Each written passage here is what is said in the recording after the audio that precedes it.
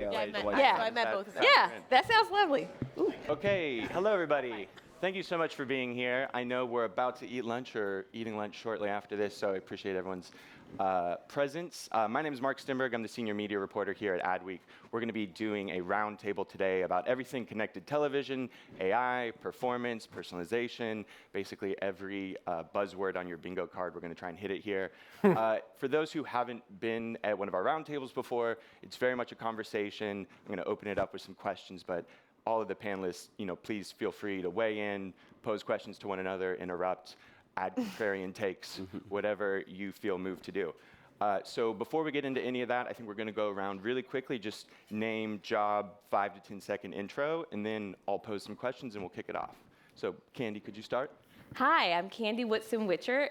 I'm in between jobs. I literally just ended a 6-year stint at AT&T working on their prepaid portfolio, Cricket and AT&T prepaid on Friday. And next week I start with Digitas, leading up media there for them. Very fun. Thomas DeShepela, congrats, by the way. Thank you. I've been working with Tatari as the head of programmatic for about 4 years. This is my first Brittany mic experience. I'm very excited, that's what it's called. And yeah, I'll be hopefully bringing some expertise on programmatic TV today. Sarah Harms, I'm the VP of Ad Marketing and Measurement at Roku. I'm about a year into the role, and I'm responsible for our approach, our messaging for our ad sales business at Roku, and thanks for having me. Chris Norton, I lead our marketing capabilities, data activation, personalization agendas at Marriott International. And we're here this week launching our brand new consumer media network. So we're very excited about that and sort of a new play on the media network space. Congrats. Thank you. I'm Melinda Han Williams. I'm the chief data scientist at Distillery, the AI ad targeting company. And Tom, I'm such a Brittany Mike rookie that I've already messed mine up and needed to get technical support on it. So we'll Yeah, see. look great, yeah. Yeah, I love it. I love it. Hands-free. Afternoon, everybody. I'm David Young. I'm the VP of Retail Media at Dick's Sporting Goods, so responsible for all things retail media and connecting advertisers with our 45 million athletes. I'm so excited. We have so many interesting topics, obviously, to touch on. We even have partnerships amongst panelist companies here on the stage, so very excited to get into all this. Before we kind of kick it off, I'd love to set the stage a little bit when we're talking about connected television. Main areas of focus, maybe Tom, I was wondering if you could walk us through what you're thinking in terms of the priorities in CTV for your company. Yeah, so maybe I'll just drop a hot take real quick out of the gate. Our narrative lately has been that CTV really wasn't built for DSPs, which is a crazy thing to say as the programmatic guy up here. But really, if you look at the apps that we're engaging with every day, the Paramounts, the Rokus, et cetera, it's really 20 maybe publishers that we really need to look at. And our objective is to sit on the ad servers directly and cut out the intermediation. So from a programmatic angle, there's still a lot of room to scale on retargeting, on audiences in general, but really where we want to get is taking out the middlemen. So the ad tax in the ecosystem gets whittled away, and it's more working media for our clients.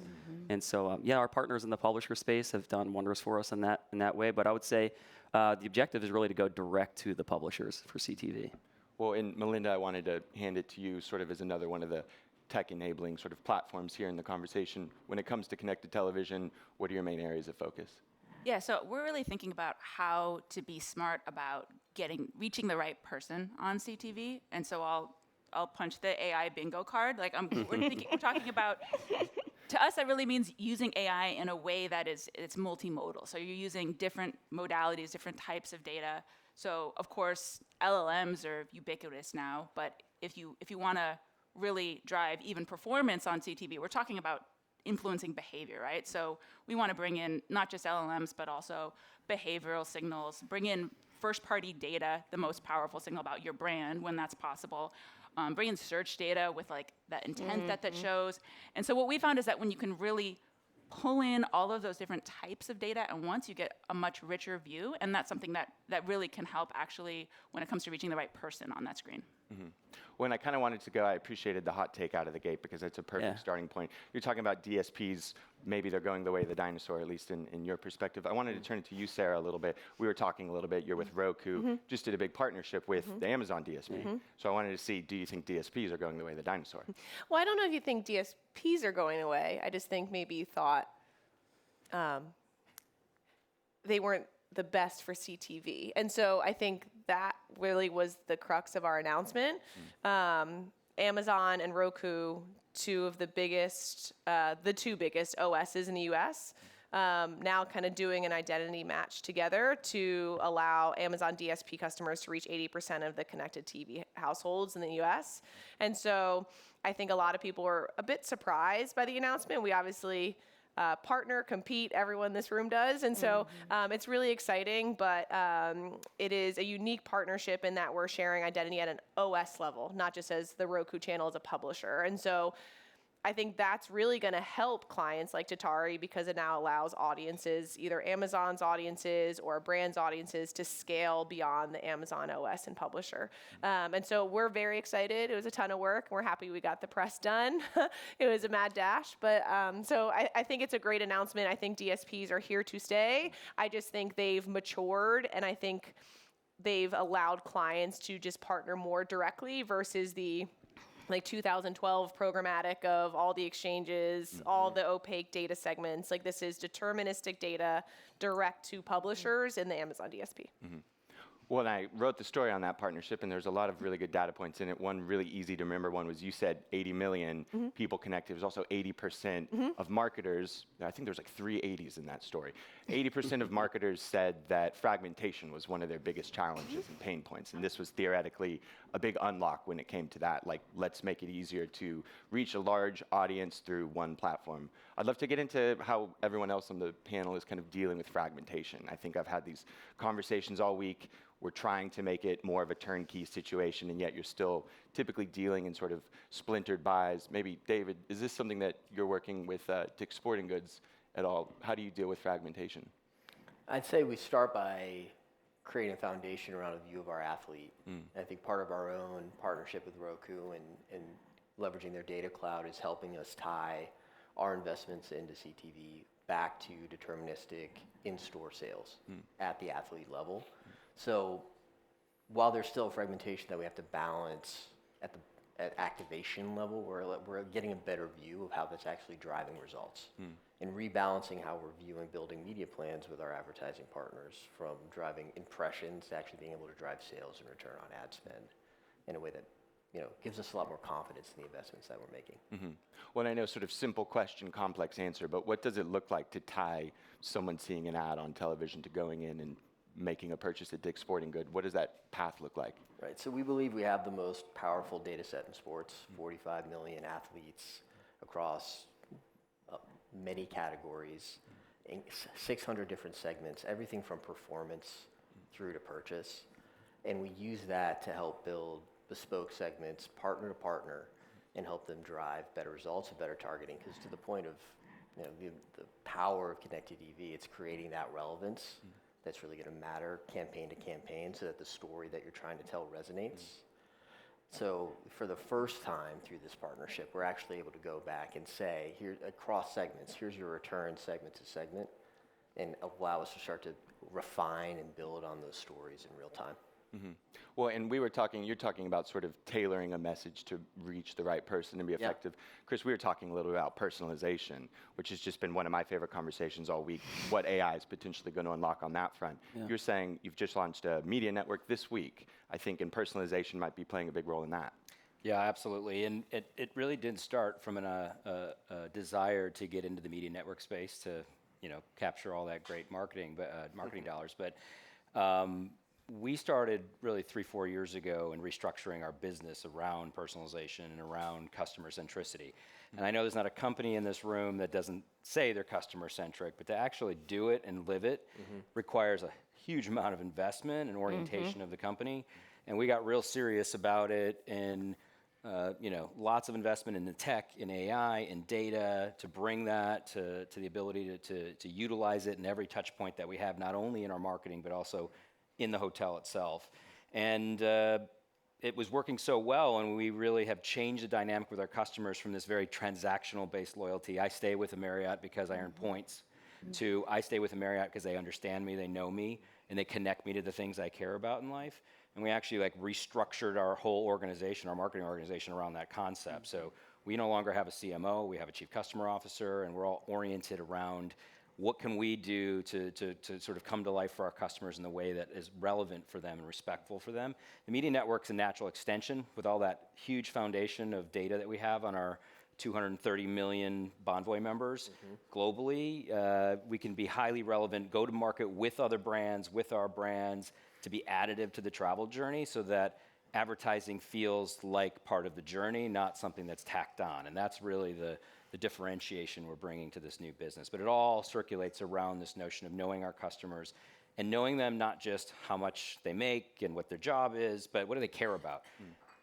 I often say, like, it's few people that actually travel for a hotel, right? You don't travel to go to a hotel, maybe a resort, but really you travel to go visit the people and the places and the passions that you care about. And understanding our customers at that level is how we're really starting to think about our relationships with our guests. Well, and Candy, I kind of wanted to get your perspective on this. You mentioned you're starting a new role next week. Congratulations. Thank you. You were at AT&T now/were at AT&T, now moving to In between. moving to Digitas this upcoming week. So I'm curious, like, what's your role as it pertains to CTV, and what sort of challenge is fragmentation posing for you?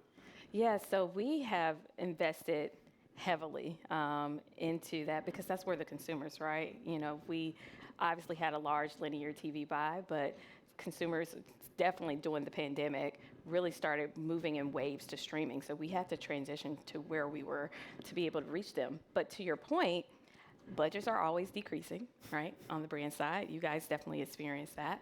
But the demands for growth is also still there. And then we're in a ecosystem that is very fragmented. So how are we actually able to use and reach these users? And to what Melinda's point is using AI as a technology to not only we know our customers really well, but also help us with audience discovery, right? So there's certain traits and things that we might not realize about our audience, but in addition, what are they doing throughout the funnel, right? And so being able to hit them at the right time, the right place, with the right message. So really leaning into that technology to create efficiencies for us, not just from a targeting perspective, but then also from a creative perspective. When you're talking about linear, Tom, I think your firm works in a way that kind of looks both at linear and streaming insights to give a clearer picture. When you're working with clients, or maybe you could touch on this too, what's the conversation like with maybe a buyer who's historically worked in a linear space and is exploring CTV? What sort of pain points are they typically bringing to the table, and like, what's that conversation look like? Yeah, I mean, getting the user journey or the brand journey from linear to programmatic or direct I/O is really, we make a compelling case because what we've built is a very fluid system. So if you're looking at incrementality, for example, above a baseline on your linear campaign after a spot airs, well, maybe we should be looking at view-through as well if we're using lookalike segments from Distillery. And what we've done, if you look at our platform, is we're not saying you should be in this closed box. You can actually go from linear, streaming, programmatic I/O, and make a comparison of what you're doing at the level of audience targeting, as opposed to maybe a 1,000-foot view from a run a network play on direct I/O. And so we've designed a system that accommodates that flexibility, creates optionality, and now you have many different options for optimizations. To your point on AI, and Candy, thanks for reminding me this, we're building with the technology with Distillery is confidence levels now. We say, here's a first-party audience. We'll target the most like that user, or we'll cast a wider net. And if we get 5 confidence levels, now we have 5 different points that we can draw into the performance outcome solution. So it's all about fluidity, I would say, for us in talking about TV. And the language that we use to put it out there is convergent TV. So that means we've expanded to OLV as well. And just as one example, right, if you look at YouTube, short-form content, I mean, I have a couple kids. They watch youtube.com on the television. So we really have to think about OLV as part of that convergent TV model.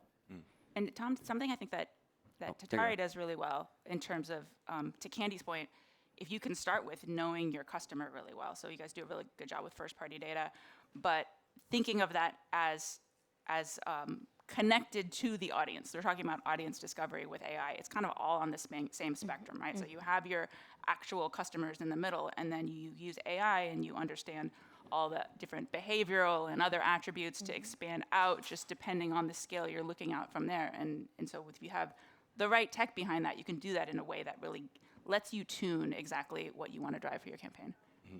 When someone was saying to me recently, last year was the year that AI was coming at Cannes. This is the year AI is here. Everyone's having conversations where I think it was theoretical maybe a few months ago. Now it feels very practical. I'd love to get some sense of, 12 months from now, where are we going to be, how are we going to be using AI specifically, obviously, as it relates to CTV. What are y'all thinking about what the future holds for that sort of technology connection? Yeah, and I think even, so AI is not new. Even last year at Cannes, like AI has been around for a while. Even LLMs, like that's this multimodal thing, pulling in LLMs and behavior. Even that's not new in the last 12 months. We've been doing that. What I think has really developed in the last 12 months that we're really going to see hit in the next 12 months is the maturity of, get your bingo cards out, the maturity of agentic AI. And so that's a place, like what we're seeing is, so internally, we've built agents that our client success people are using for the audience selection and building. And we're at a place now where for us, we can do that internally. And then I think what we're going to see next is reaching externally like that with partners like Tatari that are also in a place where they're thinking in the same way about the potential, so that whether it's the humans that are partners on our partner sides or their agents can then tie into that, and we can be part of this agentic system where you get these smart decision making happening through the AI. Well, Sarah, I'd love to get your thoughts on that. From the Roku perspective, what are you hoping your platform's able to do 12 months from now that you're just scratching at today? I like to frame it as I think there's AI that we each use for the sake of our own businesses, and then there's AI that our customers are using. And I think that's where we're hitting mainstream this year, where I think they were asking all the questions last year, but really AI is only as good as the data that feeds it. And so I think a lot of our big customers have been getting organized to build the right infrastructure for them, because what Roku does for our business might not be interesting to a holding company because they need to have solutions across each of their publishers. And so we're happy to talk to them about it or educate them. But I think that's also where they've been building the right infrastructure. But on the Roku side, we obviously use AI on our home screen to recommend content. We've partnered with AI companies to allow newcomers or SMBs or D2C brands enter the television space because they didn't have a TV asset, but now they've made one and they can run it on our ads manager platform. And so we have applications that we use to make our business better, but then we're also helping our clients understand the infrastructure they need to invest to make sure they have a holistic solution, whether it's agentic or just planning, because I think that's where they weren't quite organized yet. Is my perspective. When I'd love to get some thoughts on AI as you're talking about, as it pertains to sort of privacy elements there. Is this, I cover a lot of online publishers, so I think there's a little bit more of a challenge with that when we're talking about the open web, but is there any way that you're using AI when it helps you sort of solve some of those privacy problems? Is this sort of resonant for... This sounds like a plug for ID Free. Perfect. Yeah, that is, You guys plan this? No. Okay. Maybe a little bit, just a little bit. That's a great use of AI. I think something that you think about AI as something that happens with so much data. If AI is targeting me, it means it knows everything about me. There's so much data, but it can also be used in kind of the inverse situation where you want to make the most of the data you have. So you take all this data in the back, the equivalent to I'm gonna OpenAI scraping the entire internet and learning a corpus of data. We can look at millions of web journeys and predict the next website instead of the next word, and learn this corpus of understanding about behavior. And then when someone comes and they don't want to be tracked, they don't have IDs that are being used, just from the inventory where we see them at the moment, that specific title or series in the CTV case, we can make that decision without data on that individual. Yeah, absolutely. It makes a lot of sense thinking about how AI obviously going to be able to sort of add that unlock. When it comes to data, though, I definitely come back thinking a little bit about Marriott and some of the personalization efforts you're talking about there. Is there any way in which AI is kind of helping unlock, turning this data into real actionable insights? How cool do you want your hotel room to be when you get there? What kind of drink do you want delivered poolside, kind of thing? Yeah, you can know a lot about a customer, but for every travel cycle, you don't always know what it's for. We all travel for business, we travel for leisure. So picking up on those contextual signals is something that we're looking at using AI to help shape in real time the experience for the specific need that they have. And that's something that, traveling and booking travel is an arduous process, especially when you have to piece together hotel, transportation, flight. I've not gone on many vacations because I got tired of trying to plan it. And we think there's a lot of applications to help use agentic AI in particular to help plan that out. And, you know, without letting the cat out of the bag, we're also talking with a lot of the sort of other big travel partners in air and in transportation to think about how we come together potentially with AI use cases to sort of help them stitch together the entire travel journey. Recommending what people can do. Many people show here, I'm here on work, I've got a day free on Friday, what can I do? Like, how do we bring that to the touch point in the room for customers? And then to what you're pointing to, really thinking about how customers can take control of their environment when they're in the hotel. And you're seeing more and more of that come. So now you can sort of think about, you know, what foods we know you love, we can get them in the room, but we also can make it easier for you to access those and actually control your space, the temperature in the room, what's on the TV. And we've actually instituted an entire AI studio within Marriott to really test a lot of these things and bring them to life. But the one thing we always say is that we don't view AI as something that replaces the human interaction, because we never can see pulling the human interaction level out of hospitality. But it can aid in sort of those interactions in really meaningful ways. But we never want to like have a robot there at the front desk. Yeah, not yet. Chris, did you say you personally from Marriott don't go on a lot of vacations? I said I often give up planning them. Give up the planning. Oddly, I usually don't vacation in a hotel, so 'cause I'm in them so often. Missed opportunity. I will say it was thrown around, I think, as an anecdotal use case, and then I used it myself when I was planning a little extension that I'm doing after Cannes. Going to Croatia, was using ChatGPT, trying to get it, what's a 3-day itinerary that you would suggest, and I really was blown away at how helpful it was. It almost kind of bums me out. Yeah, we launched one of those last year ourselves for our Renaissance brand, but we had it learn on the specific data that we have, our own data, not just generic data, which yielded, I think, more tightly integrated itineraries associated with the hotel itself, which was pretty cool. You were saying something about, I mean, sorry, but the reporter in me a little bit sounds like you were teasing maybe some collaborations coming down the line. I know maybe you can't say that much about it, but if you could, I'd love to hear about it. But then additionally, what does it look like working with other companies? It sounded like you were saying collaborating using AI to create a better customer experience. What does that look like? Well, I think if you can have something plan and book your trip, when you think about what agentic AI is capable of, with each of those things, I need a car to the airport, I need a flight, I need a hotel. You need multiple transportations to get from different airports. What tours and activities are we doing? So we're thinking about that, but also, I think with the emergence of the media network space, now we're the first hotel company to launch a media network. United launched last year with Connective.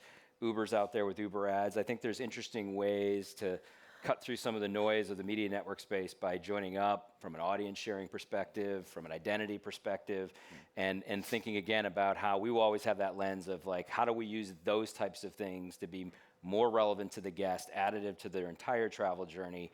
And I think going to market in this collective way with but non-competitive travel companies is an untapped area that has a lot of potential. Well, and I'd love to get into, I think when I first started reporting on CTV, I thought one of the most fascinating elements of it was this idea that it could theoretically turn television, which has historically obviously been sort of a brand advertising play, into a performance advertising play. I think it's one of the few spaces where I actually like really geek out on just like, what does the ad look like? This sort of innovation within those products and what it's unlocking. I think when it comes to turning it into a performance channel, David, you have a retail media network. Obviously, like we said, you're trying to ultimately drive a conversion at the end of the day. How are y'all thinking about using connected television as a performance channel? Starting to lean into shoppable. And how we start to build that into our plans with our partners. I think the interesting thing about being on this retail media journey for a few stops now is we're starting to lean into how it builds business and not just revenue as a retailer. And how, together with our partners, many of our vendors at Dick's Sporting Goods they're some of the best advertisers in the world. They're brand storytellers at heart. How we start to collaborate more closely on tying that back to a sale and creating, if not a closed loop, a condensed funnel is an opportunity that we're very serious about. And just how important sports is to culture, sports is in connected TV. And we think that the mindset of the athlete is to a consumer at large. And I think that opens up opportunities for us to think about non-endemic partners as well. And how, what we know about our data set and athletes in general is when you identify as an athlete, it's going to change the way you shop for food. It's going to change the way you travel. It's going to change the type of car that you buy. And we see a lot of opportunities to partner with what we would call non-endemic advertisers to widen the aperture of how they're thinking about their consumer and reach them with a different type of message that might fit the mindset that we know they are in. And might we actually mention that you and I are doing talking about that. We're actually both doing that with each of our customers. Exactly. Well, I'd love to hear a little bit more when you talk about shoppable. One of the questions I'm always kind of putting to people who are saying, we're going to have people scanning QR codes, or I was speaking with someone from Telly last night where they have this sort of second screen and like you're taking an action as you're watching television. But I'm always like, is that really going to happen? There's always a level of sort of consumer education that has to happen. What are y'all seeing in terms of like the results of, actually people taking action based on like an ad? I mean, I feel like I was talking about QR codes back in like Yeah. 2008. Yeah. And then they were dead, and then the pandemic happened. And now it's just like a known consumer behavior.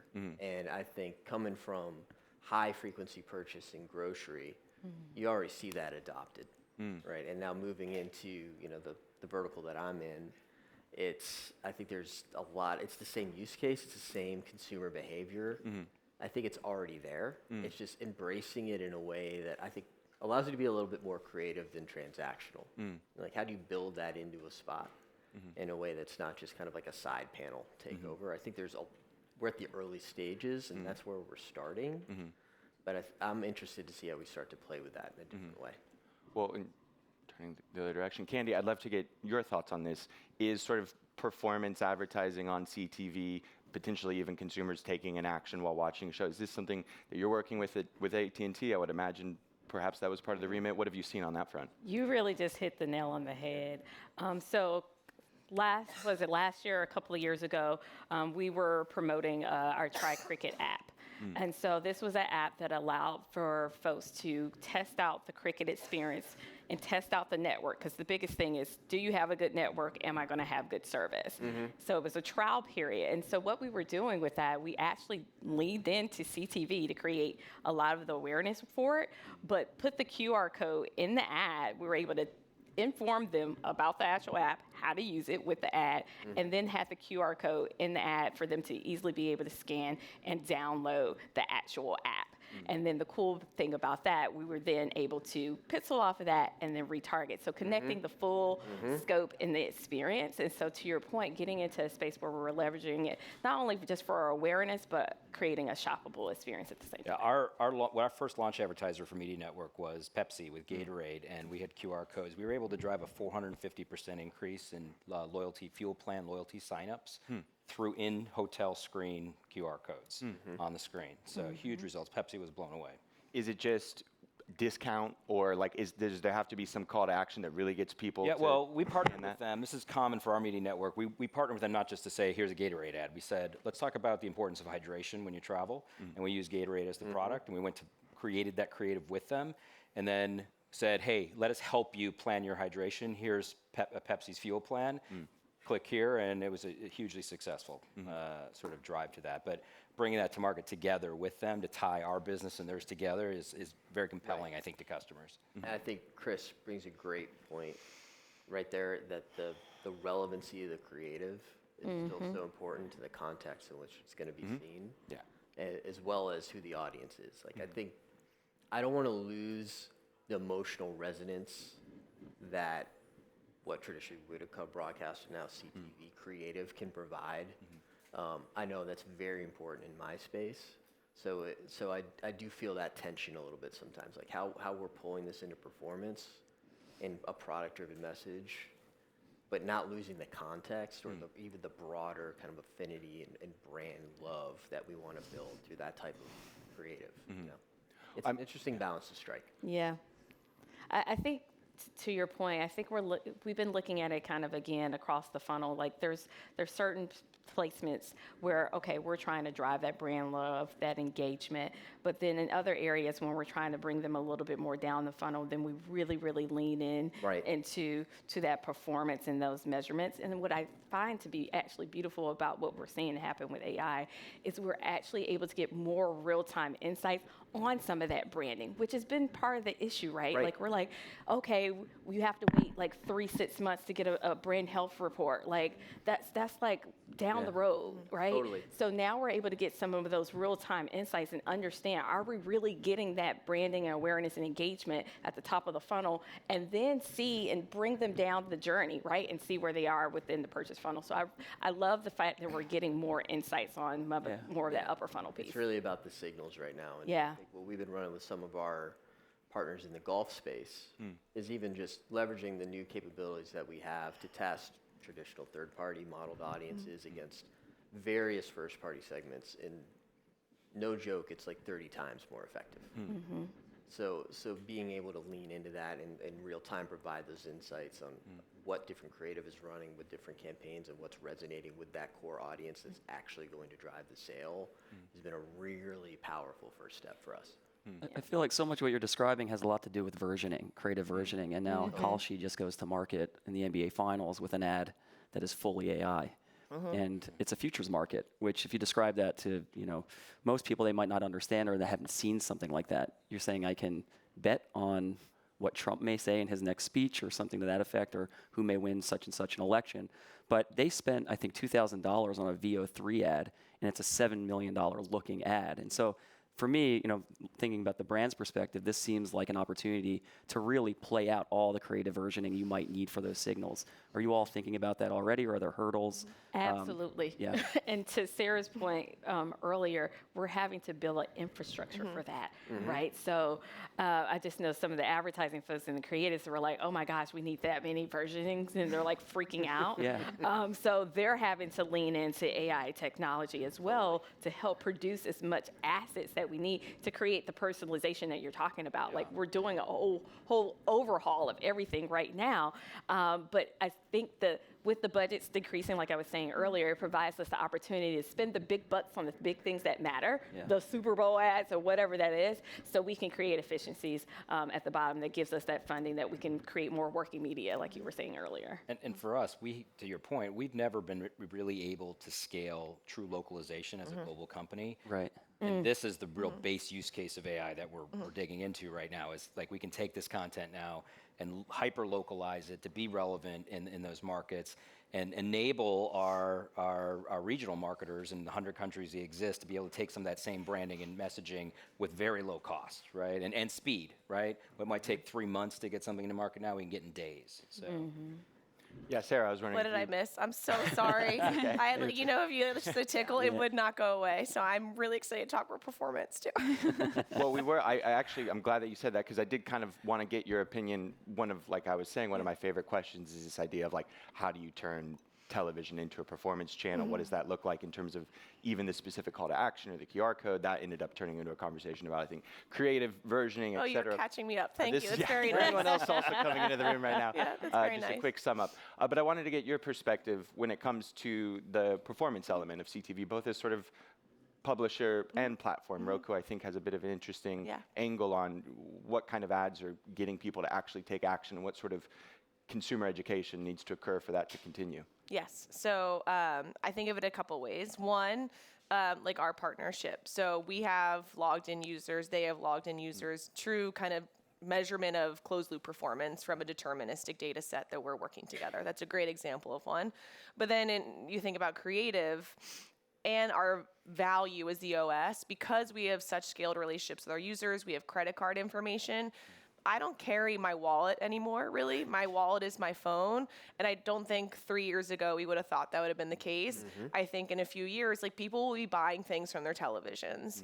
And we see that happen today. We have something called action ads, but our remote is one button. It's okay to buy. We have the credit card information. We have the home address. And so we're seeing true purchases happening on a television. And so I just think that's fun to think about of where will we go from here of seeing a shirt you like and okay to buy. And so I do think CTV has allowed television to be so much more performant and quick. Like you said, it's not slow anymore. It's real time. And so I think it's just really exciting. How do you feel about, I think I mentioned I was speaking with someone from Telly yesterday, right? And they have this whole sort of second screen thing. There's some consternation in the industry about you don't want to disrupt the viewing experience, right? And that could potentially be an inhibition to buying, just sort of from a personal perspective, or obviously the Roku commercial perspective. But what are you seeing in terms of like what kind of ad experience performs best? Like, are you seeing that people are pausing a show and purchasing a t-shirt, or is it sort of that I know Amazon does the kind of send me an email and I'll buy that and it's connected to my Prime account? Like, what are you seeing in terms of the actual sort of ad product and which one performs the best? I think we're early days. We see optionality. We also see different marketers have different comfort levels. We are consumer obsessed, which is great. So we don't want to do kind of the obnoxious ads. We're seeing our brands test. So we see kind of overlays of okay to text or okay to buy. But we also like build showrooms for autos, and that's outside of kind of the viewing experience, but more an OS level. And so that takes you into a kind of a curated zone of a branded experience, but less disruptive if you just want to get to a show. And so I think we're testing everything in between. Melinda, I kind of wanted to get your perspective on this. Yeah.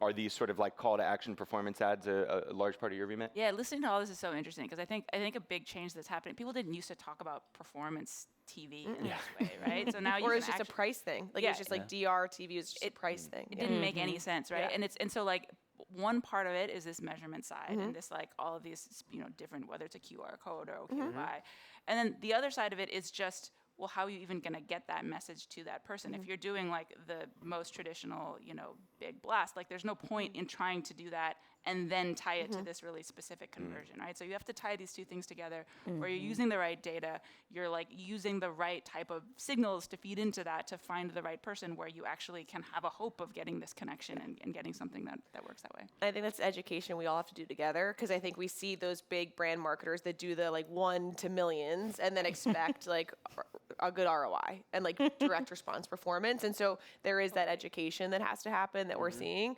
But what's interesting, what we find is our users don't like doing QR codes because it's slower than our remotes.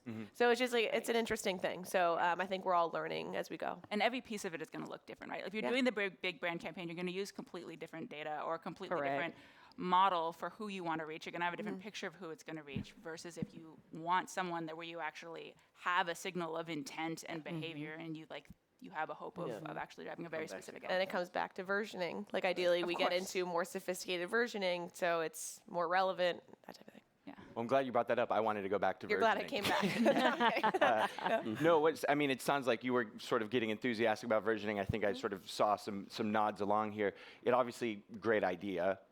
Going to be a huge unlock when people are able to sort of personalize and customize things sort of instantaneously. I'm wondering, outside, you mentioned infrastructure being something that needs to get built. What are the sort of challenges to being able to do, whether it's creative versioning or ad product versioning? Like, what are the sort of roadblocks to that technology really becoming pretty mainstream? Yeah, I feel like the buyer perspective is so helpful because it was always a cost that might get cut. But now if it's cheaper and you're building the infrastructure, it might be easier. Yeah, so, and this is very basic and you probably won't even think of it, but like just infrastructure and how we even work with each other in an organization. So really, it's the media team and the advertising team, and then let me throw in another one, the online team who owns the website. How are we all talking and working together in this project? And so we literally have had to bring everybody in the room, and because media, to your point, we started targeting and using AI a while ago, and so now creative is having to kind of like catch up because now it's getting more robust. And so we are having to create the infrastructure of how to work, processes, how to inform, and how to pass those signals back through everyone, right? So from the media perspective to how creative's performing, to also then informing them once they land on the website, who are these people and what have they been looking at, so they can create a dynamic experience once they actually get to the site. So really, the infrastructure in itself has been a big overhaul in a place. Back to the versioning piece, also testing out different formats. To your point, in some places the QR code works really well. We do that for like the pause ads. You don't want to interrupt people when they're watching something, so we wait for that where they can take the time and they see it. Okay, I'll scan. But in other situations, especially things we've done with you guys in Roku, we don't do that at all because we find that more the upper funnel formats, when they're trying to find the content that they're going to engage with, you need to be more engaging or they're going to be turned off by the advertising. So it's like there's so many different versionings from just like the assets itself, but also the formats that we're working in. Yeah, David, I'd be curious, is versioning a big part of the conversation within Dick's Sporting Goods and some of y'all's strategy? Absolutely, and similarly, how we're trying to connect across the journey and where CTV fits into a story we're trying to tell with, a partner around World Cup and what they're trying to build from an awareness standpoint down into product and driving store traffic. That's going to look different. How we create consistency in that story. I mean, we're lucky to have creative services in-house and an award-winning creative team in-house that helps us start from brief, thinking about what that version is going to look like. So while that's an asset, we still have similar struggles. It really starts with the process and ways of working and the investments you're trying to make there, especially when you start integrating a new tool like Gen AI and how that's helping to create that versioning. And I think from conversations, not here, but if anyone from Adobe is here, shout out, around not to sound like the old head, and maybe it's because I walked the work today, but I'm like a true believer in creative. But don't get too caught up in what you're generating if you don't have what's authentic at the core. And even across that journey, and yeah, I'm a retail media guy, I'm trying to drive product sales, but product sales starts with an emotional resonance of a brand, and that starts with authenticity. And that should live from that first touch point for that individual and how you're targeting them all the way through to my point of sale. Well, and I love that. yeah, to your point about obviously the importance of creative, I feel like there's this interesting sort of tension. I cover this a lot when it comes to AI of like you can hand over the controls and like let the machine kind of do the targeting for you, and yet also this is sort of like your baby. Yeah. You're maybe a little concerned. Is there any element of you're using Gen AI, you're coming up with 1,000 different versions of a piece of creative, you're showing them to 1,000 different people? What's the concern level of maybe our brand message gets messed up at some point during this process, and now we've just shown that on a television to somebody? Totally, and that's what I mean by the authenticity piece, is trying to be measured in how it's deployed and finding the right moments where, based on the signals we are having provided to us from performance, where can we continue to kind of put our thumb on the scale and version in a way that's going to drive impact is how we're leaning in. I don't think by no means have it solved. I don't think anyone here does, and if you say you do, you're lying. But I think that's how we're starting to evolve and live into the space. Yeah, I would like to piggyback off of that. I think to your point, we can't lose our humanity Yeah. as we're going through this, and I think the thing that humans offer is the soul of it, right? man. And so AI, at the end of the day, it's great for technology, it's great for efficiencies, and I think it has its place. But I think there's still always going to be a place where when you lean into the humanity of things and really connecting with people and storytelling, that's where the soul comes through. And I think I love, from a brand perspective, I really think about, well, now I have the investment that I have saved by using the AI technology for the lower funnel stuff, like, dynamic creative, like, let's rip that out. Like, nobody cares about that, honestly. But then we can spend a lot of time really investing in the things that bring out the soul and really connect to the consumers and tells that storytelling. Right. Spending the time where it matters. Yes, spending the time where it matters, because before, if you think about creative teams, they were getting just really boggled down and Inversion. Yes, inversioning and just creating multiple different ads, and I don't think they like to do that, just to be frank. So, like, now we can spend more time on the things that really matter and do more things that really will allow us to be able to connect to our consumers. Right. Well, and I think we're probably wrapping up here, so I wanted to ask one last question. I wanted to you first, Tom. Kind of like I asked Melinda a little bit. 12 months from now, AI's everywhere. Maybe other technologies down the pipe. Agentic keeps coming up in a big way. what's different about CTV buying when we're meeting this time at Cannes next year? Yeah, I think you're both touching on the question of infrastructure in TV. You can have all the versions you want, but if you're not getting next day measurement on it, or you can't get that signal, or even activate your ads quickly, what was it really worth? And so I think what I'm putting my ear to the ground at this Cannes and listening to is agentic. And sometimes you hear a word enough, your bullshit detector goes off. But we've seen it. And I think what we did with this change in consciousness with ChatGPT about 2 years ago, now that we're seeing these models, I think we're going to find, truly, we will be able to find audience signals across not just the taxonomy that maybe one of our data partners offers to us, but you'll find that across the inventory, and the speed with which we activate will be, I think we're turning a corner, truly. Well, on that note, great conclusion. Thank you so much, everybody, for being here. We have a round of applause. Thanks, everyone.